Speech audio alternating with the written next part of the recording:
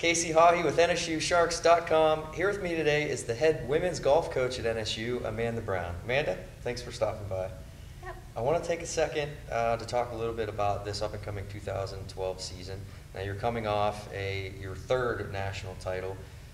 You had, unfortunately, you always have to graduate people, but you did bring in 2 new people, and you also have 2 returners. Talk a little bit about what impact the returners are going to have on these new freshmen, being that they have championship experience, and how important that is for you as a coach to have that. Well, it's very important that we have Abby and Claudia still around to kind of push the freshmen along and show them what it takes to be successful and being ranked #1 as we are. There's nothing like experience. You can't beat it.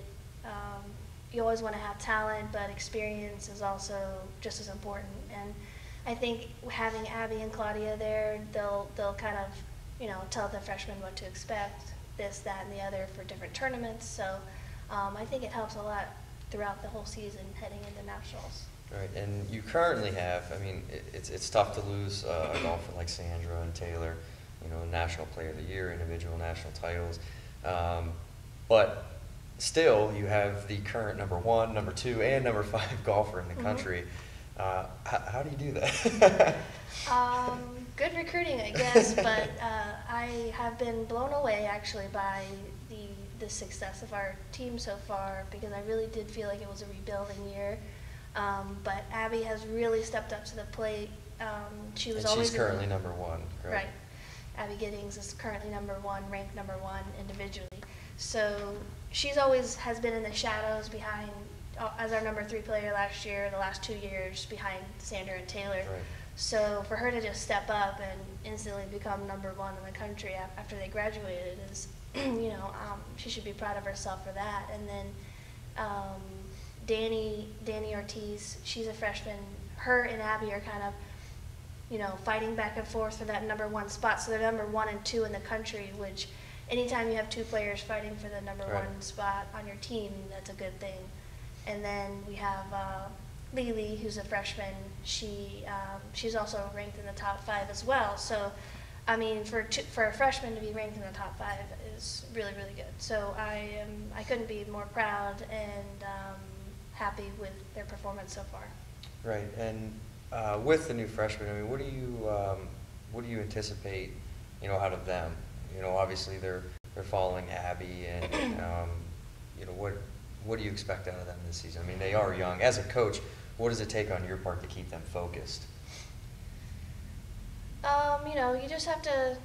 Well, with freshmen, it's like a whole different ballgame, because they're also trying to balance their life with golf, and they have to make that adjustment with school life. Trying to have fun, be successful at golf, time management, all those things. I have a lot of individual meetings with them about, and kind of like guide them and counsel them in their lives so they can be, well balanced and successful in all areas of their life. And then Abby is kind of, she's kind of set. Mm-hmm. She knows what to do, when to do it, and she's kind of, easy. Honestly, she's like a perfect student athlete. She's an academic All-American and athletic All-American. So the leadership definitely has to benefit. Oh yeah, so if they just follow her, they'll be fine. Right. So. Now, you just finished up the tournament, actually. You're in the Lady Mock Classic, playing against some of the top teams in the Sunshine State Conference. How was that experience, and what can you take from that, going forward to the rest of the season? Well, that tournament was actually really similar to a tournament that we won in the fall, which we actually host. The NSU Shark Invitational had a lot of the same teams, all of our conference teams, and a few of the regional competition. We actually won that tournament, and this time we came in 3rd, losing to Florida Southern and another college outside of our conference. So I would say what we learned was that we're really good, but we had one bad round, and it was our first round. So what I learned from it was that they have a lot of drive and determination. They're very competitive. They never give up. At one point, they were not in the best spot after the first round. So for them to come back from where they were all the way up to 3rd place is, just shows their heart and drive. Well, I never usually like to ask this to coaches, but I do anyway. What are your predictions for this year? Like, where do you see yourself at the end of the season now? I don't know if you can accept anything less than a national title, because you've won 3 consecutive national titles. But realistically, where do you see your team at the end of the season? Where do I see us? Well, I can tell you what our goals are. Right.